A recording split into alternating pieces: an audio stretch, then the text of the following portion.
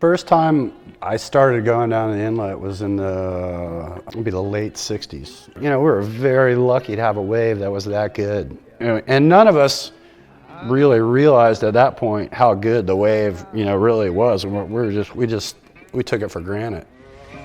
Year of 1912, April the 14th. In those days, it looked more like Velzeland or Duranbah. It was a wedge that would it would swing off the jetty and it would be breaking, and it would hook into a line that was coming in. It would just form a perfect A-frame. It got to a point where the amount of talent, I mean, was incredible. You know, like Matt Keckley, Charlie Kuhn, Dave Spear, Danny Mahata, Todd Morcom, Kelly. The talent level was off the chart for a while. Back then, you know, there was no free waves. There was no like giving waves away to Groms, and those guys were all competitive and pushing themselves. And you know, yeah, I've seen some pretty gnarly things go down. Anybody that surfed there in the 80s or the 90s or even the 70s could probably, you know, tell you how it was a very localized spot. Even though you were from Florida, it didn't mean you were going to paddle out there and get a wave. And the people that run and pray.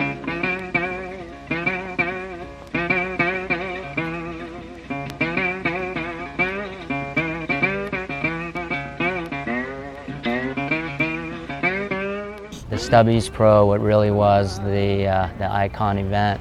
They brought it here to Sebastian Inlet for 3 or 4 years. Yeah, there were surfers from up and down the East Coast, the Gulf Coast, they all came. It was always fun to watch the local guys beating the guys from the other sides. You know, Tom Curran would come there and all that, but our guys would usually, if not win it, end up right there 2, 3, 4. You know, when we started, you know, bringing Kelly down here, like a lot of the, you know, his surfing was just started really ramping up. He would be the one Grom, I think, that guys had no problem giving him waves. They wanted to see him rip. And we would all push him into waves, like come up behind him, and if he was a little late, give him a little push. The skill level, you know, is right there, if not better than everybody by the time he's 13 already. This kid's gonna be a world champ one day. Like, he'll win a world title one day.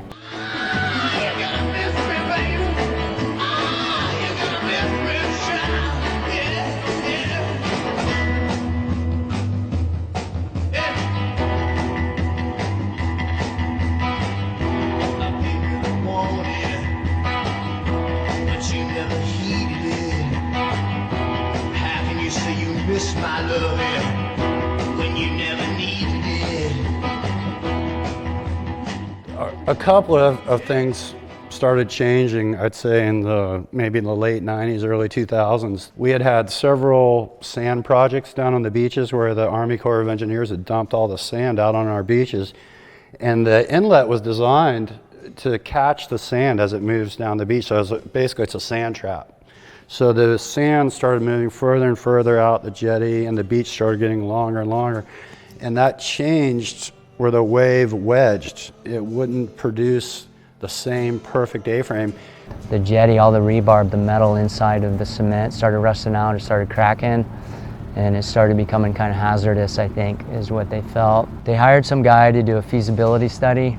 He's like, yeah, you know, they're paying me to study this wave. We're not going to ruin First Peak, don't worry. We're going to rebuild the jetty. We're going to keep it exactly the same. We're just going to put pilings on the outskirts of the old pilings, and then we're going to cap the top. Nothing's going to change, you know, and some of the other surfers were really afraid, like, no, it's too much of a risk, let's not change it. But then they came in and they changed the angle of the jetty, and it even further destroyed the wave. To where, you know, now it's just, I mean, I can't even tell you the last time I saw it, like in really good, proper form. But as far as the wedge coming off the jetty, that perfect Velzeland, Duranbah A-frame, it's not really there anymore. You know, I think it goes to show just how fragile a surf spot can be. Just changing, you know, little things here and there can change everything, you know?